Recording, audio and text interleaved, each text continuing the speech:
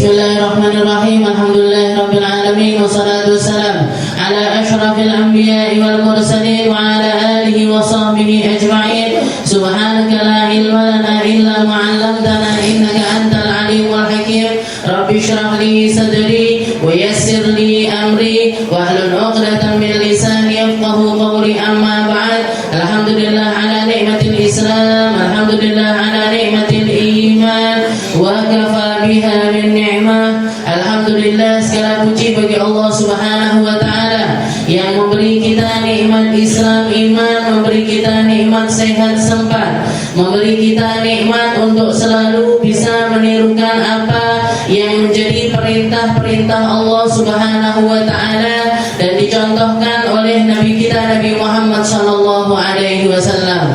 Seorang nabi yang seumur hidupnya memiliki janji setia kepada Allah Subhanahu wa taala, seorang nabi yang diberi akhlak sempurna sehingga kesetiaan menjadi identitas utamanya Nabi Muhammad sallallahu alaihi wasallam. Bahkan semenjak sebelum beliau diangkat menjadi nabi sekalipun, salah satu perkara yang terkenal di antara orang-orang Quraisy, yang terkenal di antara orang-orang Mekah, bahwasanya Nabi Muhammad ini adalah seseorang yang tidak pernah ingkar janji. Bahkan pernah dikatakan beliau memiliki janji dengan seseorang, janjian di salah satu di bawahnya pohon di tempat ini, di Syi'ib ini, di lembah yang ini, di jam sekian, itu Rasulullah memiliki janji dengan salah seorang penduduk Mekah. Maka dikatakan laki-laki tersebut ketika memiliki janji terus setelah itu lupa dengan perjanjiannya sama Nabi Muhammad SAW. Baru setelah hari ketiga dia ingat, dia datang ke tempat tersebut dan menemukan Nabi masih ada di tempat tersebut. Dan dikatakan Rasulullah mengatakan, aina anta min hadhihi thalathati ayyam, kemana kamu selama 3 hari ini? Aku telah nungguin kamu di jam-jam ini selama 3 hari berturut-turut. Itu kesetiaannya Nabi Muhammad sallallahu alaihi wasallam. Jadi kalau sudah ngomong, apa yang keluar dari lisannya, apa yang menjadi kesepakatan di antara dua orang ataupun juga lebih, itu beliau selalu menjaganya dengan penjagaan yang luar biasa. Gak pilih-pilih, janjinya sama anak kecil kah, sama orang tua kah, sama perempuan kah, sama laki-laki kah, sama bahkan sama orang-orang kafir sekalipun, beliau sangat-sangat wafa, sangat-sangat setia dengan setiap ucapan-ucapan beliau. Seperti yang minggu lalu kita bahas di dalam perjanjian Hudaybiyah itu, yang pada akhirnya hanya bertahan 2 tahun, padahal perjanjiannya itu dituliskan, kita bikin perjanjian selama 10 tahun, gak boleh ada peperangan, gak boleh ada pertumpahan darah, gak boleh ada ini itu, perjanjian selama 10 tahun. Baru 2 tahun kejadian setelah perjanjian tersebut terjadi naqdul ahad atau terjadi pengerusakan perjanjian. Itu pun datangnya bukan dari kubunya Nabi Muhammad SAW, tapi dari kubu orang kafir Quraisy sendiri. Jadi begitu selesai perjanjiannya, Rasulullah nggak pakai mikir-mikir lagi. Udah, karena mereka yang ingkar janji, karena mereka yang merusak perjanjian di antara kita, ayo semua orang-orang Madinah semua, bahkan di dalam Rasulullah ngajak seluruh penduduk Madinah, ditambah dengan setiap orang-orang yang sudah masuk Islam di jalan-jalan menuju Mekah, itu sampai terkumpul sekitar 100.000 pasukan yang dibawa sama Nabi untuk mengepung negeri Mekah dari segala pintunya. Tapi kalau dilihat lagi yang kita kenal dengan nama Fathu Mekah, pembebasan negeri Mekah, sebuah peperangan tanpa ada pertumpahan darah sekalipun, tanpa ada perpecahan ataupun juga pengerusakan segala sesuatu, mau itu bangunan, mau itu tempat ibadah dan lain sebagainya, gak disentuh sama sekali sama Nabi Muhammad SAW. Bahkan dikatakan ketika Rasulullah masuk negeri Mekah, itu dari semua pintunya Mekah ini sudah dipenuhi sama pasukannya Nabi Muhammad SAW. Tapi yang terjadi bukanlah balas dendam, bukanlah pengen aku dulu disakitin, sekarang aku akan nyakitin kalian. Dulu kalian nampar aku, sekarang aku balik tampar. Dulu kalian ngata-ngatain aku, sekarang aku yang ngata-ngatain. Itu sama sekali nggak ada di dalam diri Nabi Muhammad ataupun juga pasukannya Nabi. Yang ada adalah perasaan haru, perasaan sedih, perasaan kangen, perasaan rindu yang selama hampir 10 tahun itu dipendem sama Nabi Muhammad SAW. Jadi dikatakan orang-orang Mekah, penduduk Mekah yang terpaksa keluar dari Mekah untuk menyelamatkan agama mereka, mereka meletakkan senjatanya balik ke rumah-rumah mereka yang waktu itu sudah dimiliki sama orang lain. Mereka megangin tembok-temboknya, mereka nyiumin pagar-pagar rumahnya sambil istilahnya melepas rindu yang selama 10 tahun itu nggak bisa mereka lakukan. Ketika ada satu orang yang mengomentari, bilang di dekat Nabi Muhammad SAW, dia mengatakan al-yaum yaumul malhamah, al-yaum yaum tustahallul Ka'bah. Katanya laki-laki tersebut, wes Ka'bah habis ini. Habis ini penduduk Mekah, habis ini negeri Mekah, darah akan terjadi di mana-mana, balas dendam terbesar akan dilakukan oleh pasukannya Nabi Muhammad SAW. Maka Rasulullah nengok sambil mengatakan kepada laki-laki tersebut, la balil yaum yaumul marhamah. Al-yaum, tidak, hari ini bukanlah hari pembalasan, tapi hari ini adalah hari kasih sayang, hari di mana aku memaafkan semua kesalahannya orang-orang yang pernah menyakiti diriku. Idhabu fa antumut tulaqa. Katanya Nabi, orang-orang yang dulu nyemooh Nabi, yang dulu mukulin Nabi, bahkan Rasulullah itu pernah dikepung sama 20 orang sampai babak belur nggak bisa bangun, itu pernah. Dipukulin sama orang-orang Mekah karena setiap kali beliau berdakwah didatengin sama orang-orang kafir, dipukulin kepalanya, pipinya, lehernya dan lain, sampai beliau pingsan. Yang lindungin satu-satunya waktu itu Sayyidina Abu Bakar. Sayyidina Abu Bakar pun juga pingsan.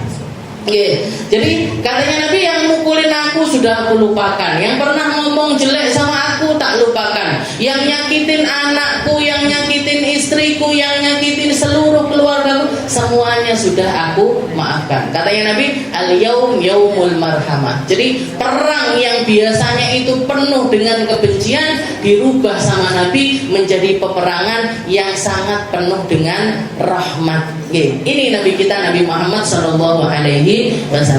Jadi makanya dikatakan di sini Al-Habib Abdullah bin Husain bin Tahir mengingatkan kepada kita, faslun wa min ma'asil lisan. Termasuk maksiatnya lisan yang paling fatal adalah ketika seseorang itu al-khulfu fil wa'di idza wa'ada. Kalau dia itu gampang sekali di dalam memutuskan sebuah perjanjian atau enggak tepat janji. Jadi bikin janji, keluar omongan, keluar sebuah kesepakatan, tapi dengan entengnya dilepaskan, atau dengan entengnya dia tidak memperdulikan perkara tersebut. Nah, ini termasuk sesuatu yang enggak benar di dalam hati seorang muslim. Katanya Nabi Muhammad, al-muslim bisyurutihim. Kalau kalian mengaku orang muslim, ya lakukan syarat-syaratnya orang muslim. Orang muslim itu lisannya bisa dipertanggungjawabkan, matanya bisa dipertanggungjawabkan, telinganya bisa dipertanggungjawabkan, gerak-geriknya bisa dipertanggungjawabkan. Dia enggak melakukan segala sesuatu itu sesuai dengan kehendak hatinya ataupun juga sesuai dengan hawa nafsunya, enggak. Pas melek nesu. Pas melek ngata-ngatain orang, langsung keluar kata-kata yang enggak benar. Nah, ini bukan kriterianya orang muslim. Al-muslim bisyurutihim. Kalaupun misalkan orang muslim itu marahnya tetap di batas kontrol, yang tidak ada cacian di situ, tidak ada makian di situ, tidak ada merendahkan orang lain di situ, bahkan di dalam janji-janjinya pun tetap harus ditunaikan meskipun dia sedang marah.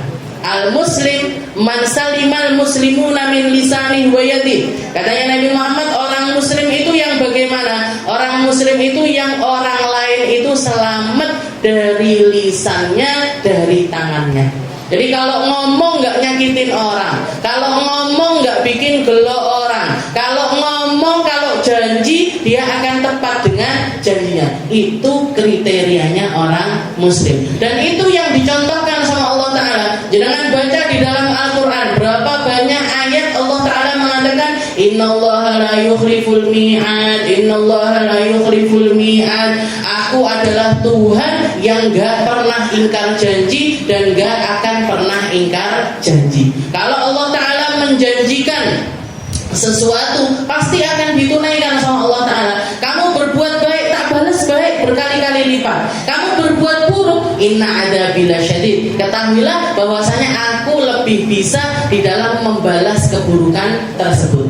Allah Ta'ala kalau mau menurunkan bala kepada kita sekarang juga pantas Bu, dan bisa Allah Ta'ala, bisa maha mampu Allah Ta'ala. Tapi Allah Ta'ala memilih yang ini diperlakukan secara kontan, yang ini nanti dulu. Tapi yang pasti Allah Ta'ala akan membalasnya dengan balasan yang pasti ditunaikan kepada hamba tersebut, entah di dunia entah di akhirat. Maka janji Allah Ta'ala itu nggak akan pernah diingkari.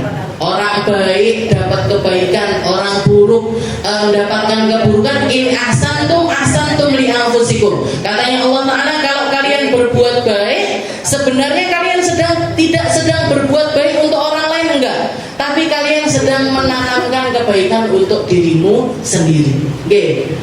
Tapi kalau wa in asatum falaha, dan kalau kamu melakukan sebuah keburukan, jangan salahkan kalau Allah Ta'ala juga akan membalas keburukan tersebut. Istilahnya bahkan di antara manusia aja, kalau nggak mau dicubit jangan nyubit. Kalau nggak mau dikata-katain orang, jangan ngata-ngatain orang.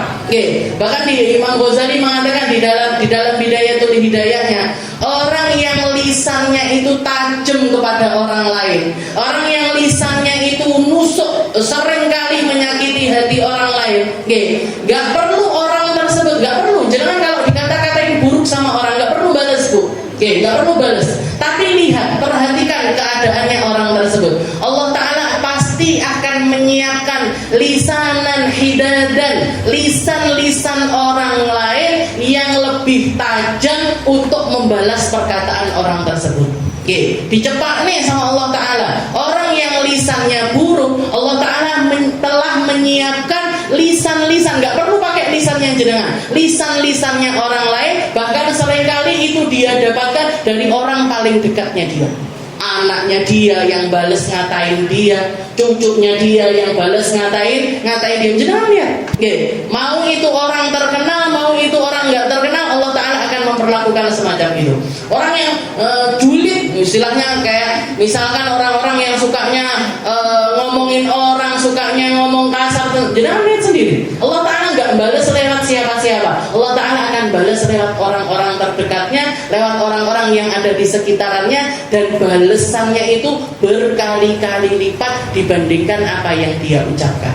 Jadi gak perlu kita motorin lisan kita dengan balas, oh awakmu kasar, aku iso kasar ya.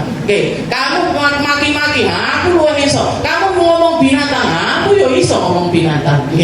Jangan eman-eman. Kita eman-eman lisannya kita.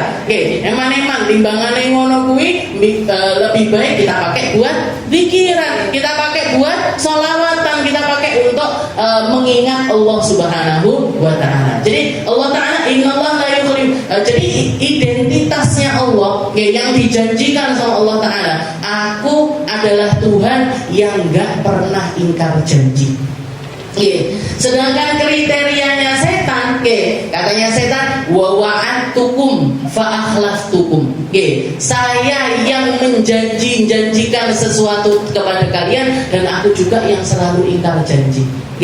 Asyaitan ya'idukumul faqra. Katanya Allah Ta'ala, setan itu kalau ngiming-ngimingin manusia, biasanya iming-imingannya itu tentang kefakiran. Walaupun bentuknya itu seperti kenyamanan, walaupun bentuknya itu seperti hiburan, walaupun bentuknya itu seperti popularitas di antara manusia atau perkara-perkara dunia yang lainnya, tapi dibalik itu semuanya sebenarnya janjinya setan ini bikin orang itu semakin fakir, bikin orang ini semakin miskin, bikin orang ini duitnya tambah habis. Jenengan lihat, maksiat itu jauh lebih mahal dibandingkan kebaikan. Nggih, maksiat. Jenengan mau belajar ngaji, jenengan mau belajar ngaji, daftar di UMI Dewasa Pagi itu, jenengan tanya SPP-nya berapa? 15.000 Bu, 15.000. Nanti kalau mau nambahi sedekah silahkan bebas, nah, nanti ada uang jajan, cuma paling 15.000 sampai 20.000. Tapi jenengan lihat modalnya orang untuk maksiat itu berapa? Ada nggak judi yang murah? Ada nggak khamar yang murah? Ada nggak pelacur yang mau dibayar murah? Ada. 2.000 apa 5.000 nyewa PSK itu ada yang mau dibayar dengan harga segitu? Kan nggak ada. Mesti sabang-abang bisa. Berarti apa? Asyaiton ya'idukumul faqr. Untuk maksiat itu orang sebenarnya sulit plus mahal. Sulit plus mahal. Jadi yang dijanjikan setan itu selalu kefakiran. Tapi akeh sing melok. Banyak sekali yang kayak dicucuk hidungnya ngene zina maksiat riba padahal yang dijanjikan setan semuanya bikin orang itu fakir. Wallahu ya'idukum maghfiratan minhu wa fadla. Kalau Allah Ta'ala, jadi caranya setan itu untuk menjanjikan manusia ya'idukumul faqr wa ya'murukum bil fahsya, dan selalu mengajak kepada keburukan yang semua orang pasti terima kalau itu adalah sesuatu yang buruk. Gak muslim, gak kafir, semuanya pasti mandang itu adalah sesuatu yang buruk. Jangan kalau melihat ada orang tatoan, ada orang pakai tato dari istilahnya di badannya itu ditato. Yang pertama kali terbesit di pikirannya kita, baik apa nggak baik? Nggak baik. Orang kayak gini biasanya nggak baik. Terus kalau misalkan kita ngelihat homer atau minuman keras, yang terbesit di pikiran kita pertama apa? Nah, ini minuman yang buruk ini. Ini apa, judi ini buruk. Istilahnya zina itu adalah sesuatu yang buruk. Wa ya'murukum bil fahsya, dan yang diajarkan, diperintahkan sama setan itu perkara-perkara yang jelas keburukannya, bukan samar. Tapi sedangkan Allah Ta'ala wallahu ya'idukum maghfiratan minhu wa fadla, sedangkan yang dijanjikan sama Allah Ta'ala selalu ampunannya, selalu anugerahnya, selalu rahmatnya, selalu kebaikannya. Wallahu wasi'un alim, dan Allah Ta'ala maha luas serta maha mengetahui dengan segala sesuatu yang nampak ataupun yang tidak nampak di dalam diri kita. Jadi istilahnya orang-orang yang nggak bisa megang janji, berarti ini turunannya bukan saya yang ngomong. Wa idza wa'adahu wa huwa yudmirul khalaf. Setelah itu maksiat yang selanjutnya katanya Habib Abdullah bin Husain bin Tahir, wa madlul ghani, memperpanjang hutang yang sebenarnya dia itu sudah bisa bayar. Jadi sudah waktunya untuk bayar, maka ndak roh-roh. Ndak lagi kok uangnya. Sesuk ae lah.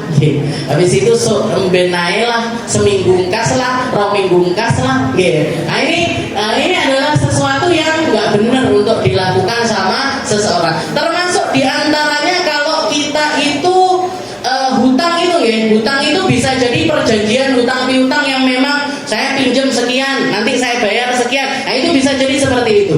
Bisa juga perjanjian antara pekerja dengan orang yang dia bantu pekerjaannya, bos sama karyawannya. Misalkan tanggal gajian karyawannya ini setiap tanggal 1. Dia lor-lor, tanggal 2 ae lah, tanggal 3 ae lah, tanggal 10 ae lah, bahkan sampai bulan berikutnya nggak dibayarkan. Nah ini adalah sebuah kezaliman. Katanya Nabi, matlul ghani dzulmun. Sesungguhnya memperpanjang hutang yang dan sebenarnya sudah ada, bukan nggak ada. Bukan nggak ada. Kalau memang nggak ada, itu masih bisa ditoleransi istilahnya di dalam syariat. Tapi ini duitnya ada, tapi maka tidak roh-roh. Nah Nah ini, wes wae lah. Koyoke karyawanku nggak butuh-butuh banget. Ada nggak karyawan nggak butuh duit gaji? Kayaknya nggak ada deh. Saya kalau nanya sama semua karyawan, ingat apa enggak? Hafal apa enggak sama tanggal gajiannya? Hafal kabeh. Meskipun tanggalnya itu sulit, ada yang tanggal 3, ada yang tanggal 7, ada yang tanggal 9, tapi semuanya ingat. Dan kalau sudah hari itu katanya mereka dari pagi wes dari pagi itu sudah deg-degan tanggal apa ya aku gajian, aku gajian. Jadi berarti apa? Kan itu sesuatu yang sangat diharapkan sama orang tersebut. Begitu juga orang yang diutangi, Bu. Orang yang diutangi itu juga nunggu. Katanya dia mau bayar tanggal 1. Tante ini ndak teko-teko. Sisue ndak roh-roh. Ketemu neng majelis, Mek. Assalamualaikum. Waalaikumsalam. Ngalih kan lucu. Jadi katanya Nabi matlul ghani dulmun. Jadi sesungguhnya memperpanjang hutang yang seharusnya sudah bisa kita bayarkan itu adalah sebuah kezaliman. Itu adalah sebuah kezaliman. Jadi kalau sudah ada, langsung dibayarkan.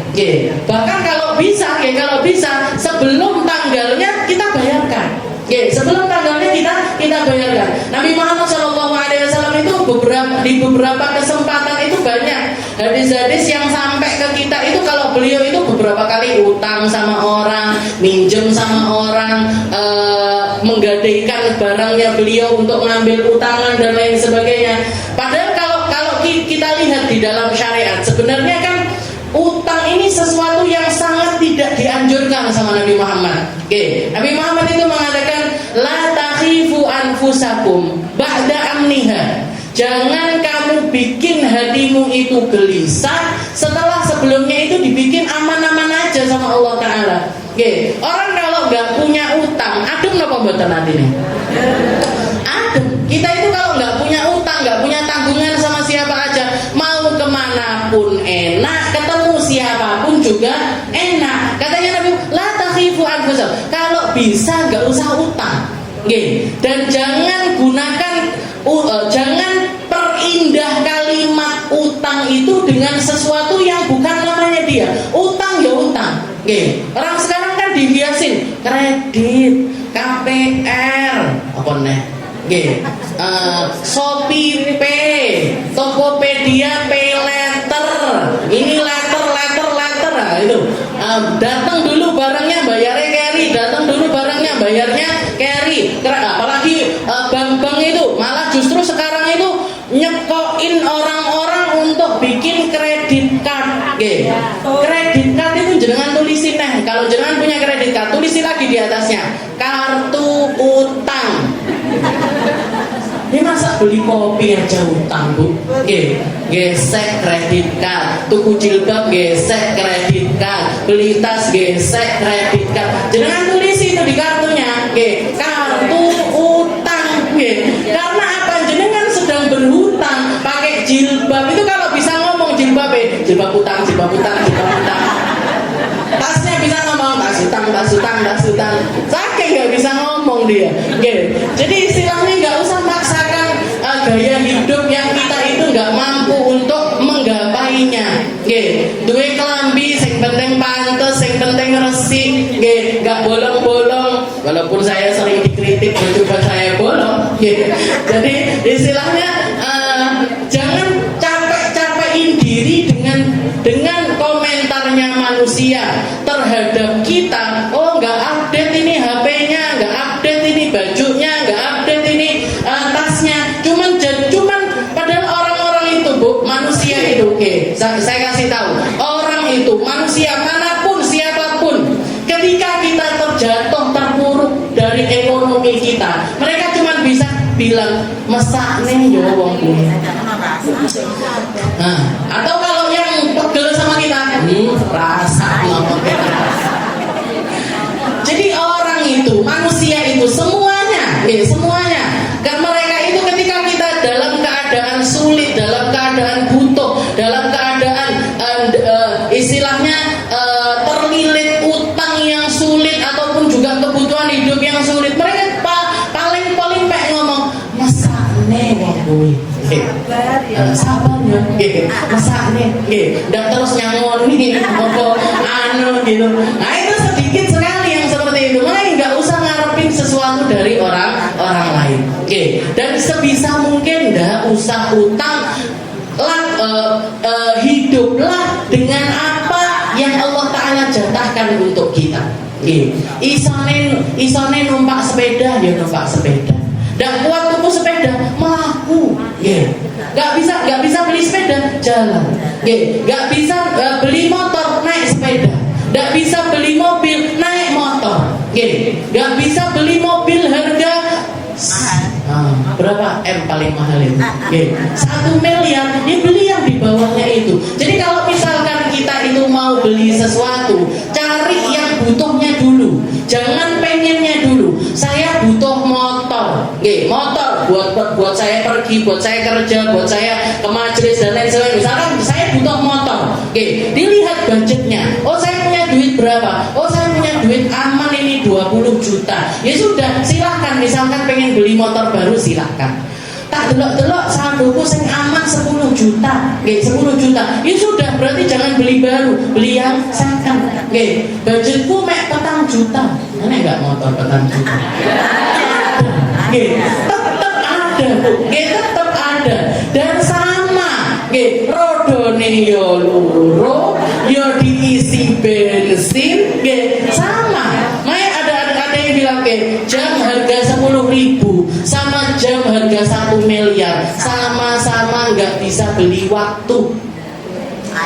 Cuma nunjukin waktu yang sama, waktunya sama, angkanya sama, muternya sama. Nggak terus kalau jamnya 1 miliar ke kiri, kalau jam 10.000 ke kanan, enggak. Podo ae.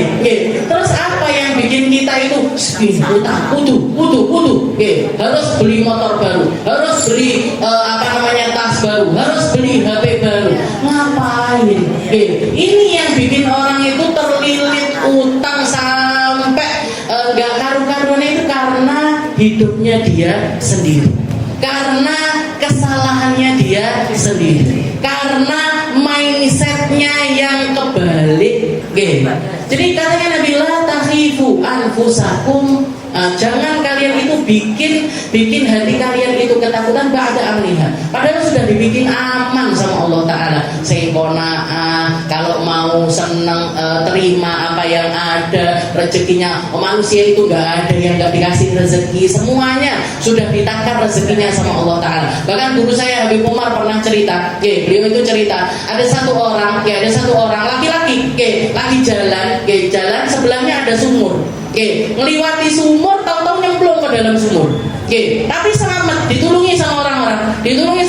Setelah itu keluar, begitu keluar dia dicepak nih minum sama istrinya segelas susu. Orang-orang pada datang ngertak nih, istilahnya nanya, gimana ceritanya kok kamu sampai bisa masuk ke sumur? Cerita dia, oh aku tadi gini, praktek nih ya, praktekin sama dia. Balik lagi ke sumur itu, kepleset lagi, masuk lagi ke sumur. Yang kedua ini mati, Bu. Istilahnya kalau kita ngomongin ajal, kita ngomongin malaikat Israel. Malaikat Israel ini sudah standby apa belum itu? Dari mulai nyemplung pertama sudah ada di situ apa enggak?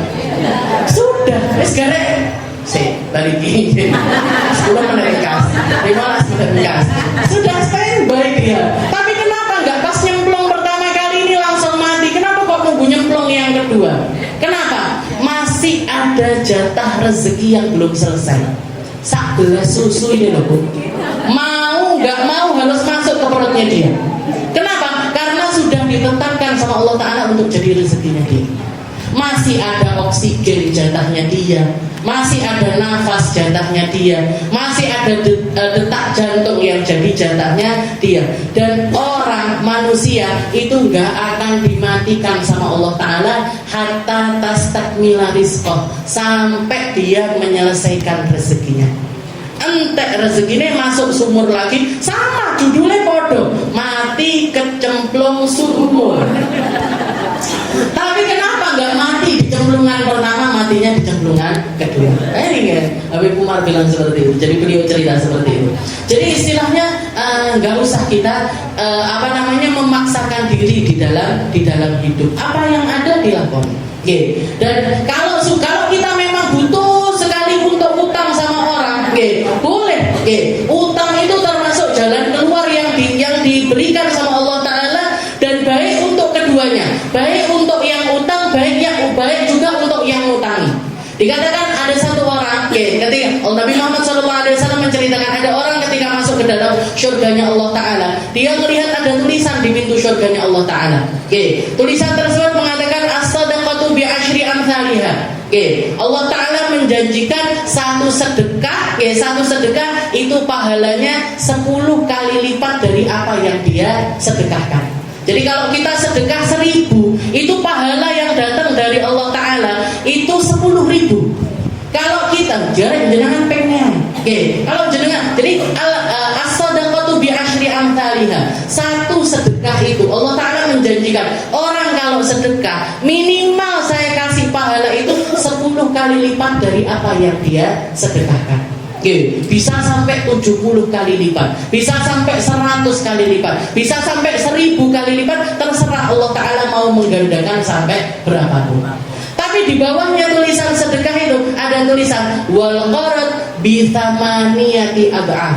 Tapi kalau ada orang ngutangin orang lain, pahalanya minimal 80 kali lipat. Kalau sedekah pahalanya 10, kalau ngutangin orang pahalanya 80. Jenengan pilih sing 10 apa sing 80?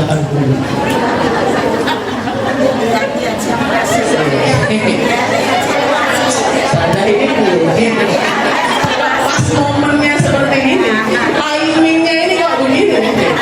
Jangan-jangan keluar dari majelis langsung, Bu, saya utang ya Bu.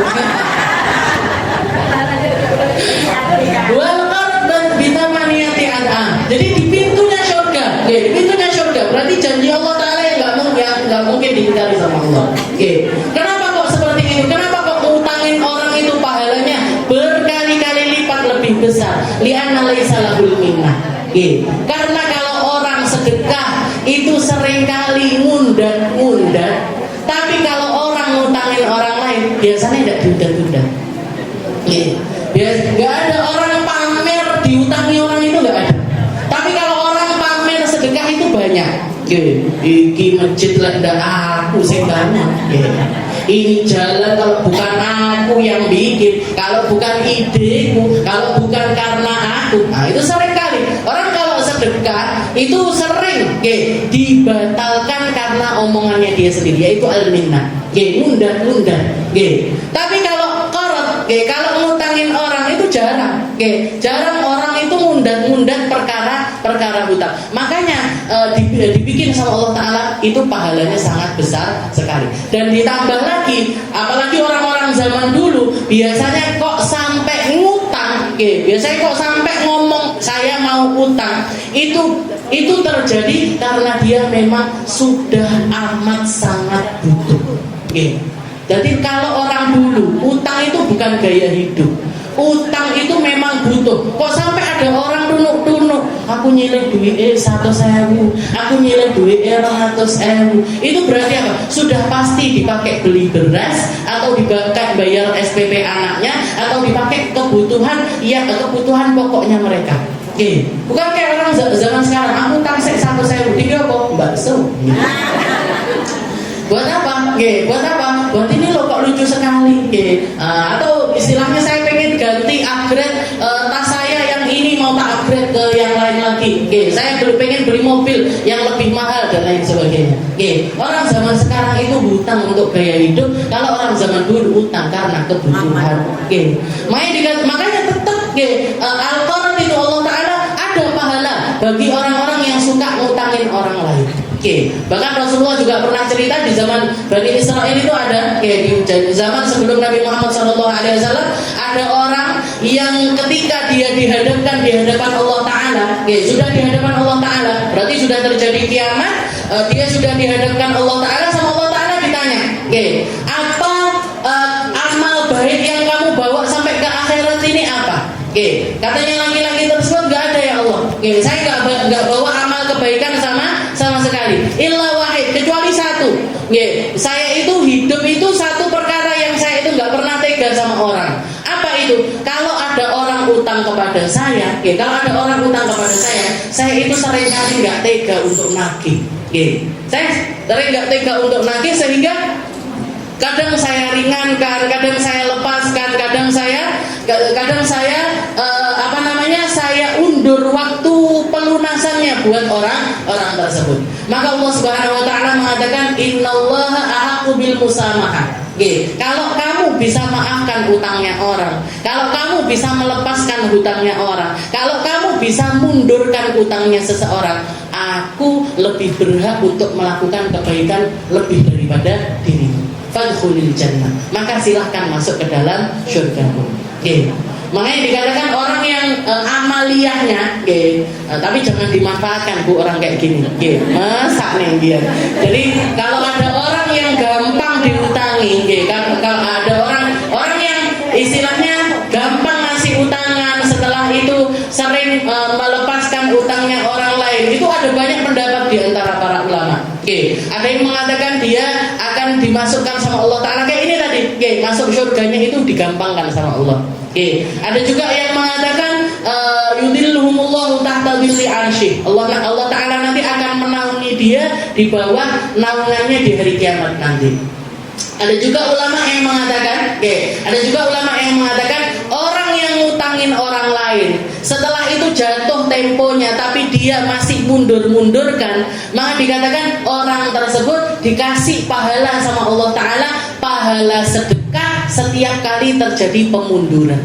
Jadi misalkan kita ngutangin orang 1 juta, harusnya dibayar tanggal 1, orangnya baru bayar tanggal 10. Itu mulai tanggal 1 sampai tanggal 10 kita dikasih pahala kayak orang sedekah 1 juta selama hari tersebut. Nah, nyata milik dibayar apa enggak? Kenapa untuk pahala terus? Ya nanti kalau dia datang untuk bayar ya saya terima, kalau enggak ya stay. Jadi istilahnya ini salah satu amaliyahnya orang-orang Nabi Muhammad SAW. Nabi Muhammad itu, beliau itu sangat wanti-wanti tentang perkara hutang. Bahkan yang paling bikin shock para sahabat itu ketika ada satu jenazah didatangkan di masjid. Pertanyaannya Nabi kepada jenazah tersebut, ala hudain, katanya Nabi, apa laki-laki ini yang meninggal ini masih punya tanggungan hutang? Katanya para sahabat, punya ya Rasul. Dia masih punya tanggungan hutang.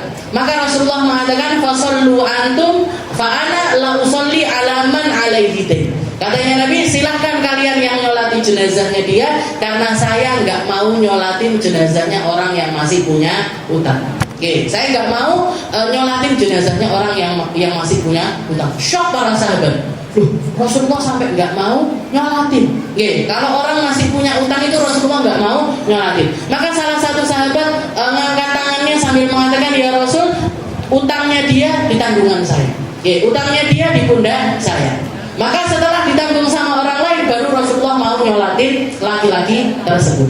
Itu pun dikatakan selama seharian Rasulullah setiap kali ketemu sama laki-laki yang bilang saya yang nanggung utangnya dia ya Rasul, itu Rasulullah selalu nanya, wes mau bayar utangnya, wes mau bayar utangnya, wes mau bayar utangnya. Selalu seperti itu. Dikatakan Rasulullah ini bikin para sahabat ini benar-benar luar biasa. Seperti itu perhatiannya Nabi Muhammad terhadap hutang. Itu di awal-awal Islam, ketika Islam itu masih dananya itu cepat. Tapi setelah beberapa kali peperangan, Rasulullah punya harta ghanimah yang banyak, punya harta pajak dari orang-orang non-muslim. Jadi hartanya umat muslim ini sudah banyak, sampai beliau bikin baitul mal, bikin istilahnya kayak uangnya umat muslim. Siapapun yang punya kebutuhan bisa datang untuk ngambil dari harta tersebut. Termasuk salah satu yang diperhatikan sama Nabi Muhammad adalah siapapun yang meninggal kok masih meninggalkan hutang, boleh ngambil dari baitul mal untuk bayar hutangnya. Saking apa? Saking takutnya Nabi ada orang meninggal dunia masih bawa utang. Jadi Rasulullah lebih memilih untuk dulunya perorangan istilahnya, ditanggung. Siapa yang mau nanggung utangnya dia? Ini. Siapa yang mau nanggung utangnya dia? Ini. Tapi setelah Islam itu kaya, Islam itu banyak duitnya, maka Rasulullah bilang siapapun yang meninggal masih bawa utang, silahkan nagih ke Baitul Mal. Jadi nagihnya itu Baitul Mal yang bayari utang-utang orang-orang tersebut. Itu yang bilang. Saking apa? Saking takutnya Nabi ada orang masuk kuburan masih bawa utang. Dan beliau merasa kalau itu adalah sesuatu yang harus diselesaikan. Karena urusannya sama manusia. Urusan sama manusia ini repotnya luar biasa. Kalau urusan sama Allah Ta'ala itu gak repot, Bu. Jenengan bikin salah sama Allah Ta'ala, minta ampun, doa, zikiran, wes diampuni sama Allah. Tapi minta ampun sama manusia ini loh, di playpos ini kudu peng piro jenengan. Dicuekinnya itu harus berapa lama jenengan? Sampai sebulan, sampai setahun, sampai 2 tahun. Ada yang 10 tahun nggak sapa-sapaan, ada yang 20 tahun nggak sapa-sapaan. Ya Allah, ini urusan sama manusia ini repot. Makanya nggak usah urusan sama manusia. Nggak usah urusan sama manusia. Saran saya kalau mau hidup tentram, muamalah sama, ya bukan nggak mau ini. Istilahnya secukupnya aja. Secukupnya aja. Sama ini secukupnya, sama saudara secukupnya, sama tetangga, sama teman secukupnya. Biar apa? Biar tidak banyak kesalahan yang terjadi antara kita sama mereka. Nas'alullah salam. Wa syatmu wasabhu wal la'n wal istihza' bil muslim wa kullu kalamin mu'addilah. Insyaallah kita lanjutkan di pertemuan yang selanjutnya.